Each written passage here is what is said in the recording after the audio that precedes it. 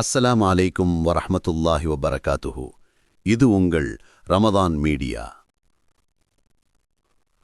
குர்ஆனிலுள்ள 6236 ஆயத்துகளில் அதிக சக்தி வாய்ந்த, மிக உயர்ந்த, மிக பாதுகாப்பான ஆயத்துல் குர்சி. இந்த ஒரு ஆயத் மட்டும்தான் அல்லாவின் ஆட்சியையும் சக்தியையும் கருணையையும் பாதுகாப்பையும் ஒரே வசனத்தில் மிக ஆழமாக விளக்குகிறது. இன்று உலக முஸ்லிம்களின் இதயத்தில் மிக உயர்ந்த இடம் பெற்ற ஒரு அற்புதமான ஆயத்தை பற்றி பார்க்கப் போகிறோம். அது ஆயத்துல் குர்சி. அல்லாஹ் ஒருவனே உண்மையான இறைவன். அவனுக்கு தூக்கமும் இல்லை, சோர்வும் இல்லை.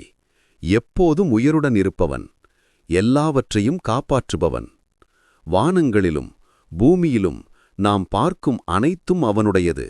நமது உயிர், வாழ்வு, நேரம் அனைத்தும் அவரின் கட்டுப்பாட்டில் உள்ளது. நாம் பேசும் வார்த்தை, நாம் மறைக்க நினைக்கும் ரகசியம், நமது எண்ணங்கள் கூட, அவற்றையெல்லாம் அவனே அறிவான். அவனின் அறிவை யாராலும் அறிய முடியாது. அவனுடைய குர்சி வானங்களையும் பூமியையும் சுற்றி உள்ளது. இது சாதாரண குர்சி அல்ல, இது அவனுடைய ஆட்சியின் பரப்பு. அவன் மிக உயர்ந்தவன், மிக பெரியவன். அவன் உருவாக்கப்படவில்லை. அவன் பிறக்கவில்லை. அவன் இறக்கப் போவதில்லை. அவன் தூக்கம், சோர்வு, பலவீனம் எதுவும் இல்லை. வானம் விழாமல் இருக்கிறது, அவர் தாங்குவதால். பூமி சுழலுகிறது, அவர் கட்டளையால் மட்டுமே. நம்முடைய இதயம் துடிக்கிறது, அவனின் அனுமதியால் மட்டுமே.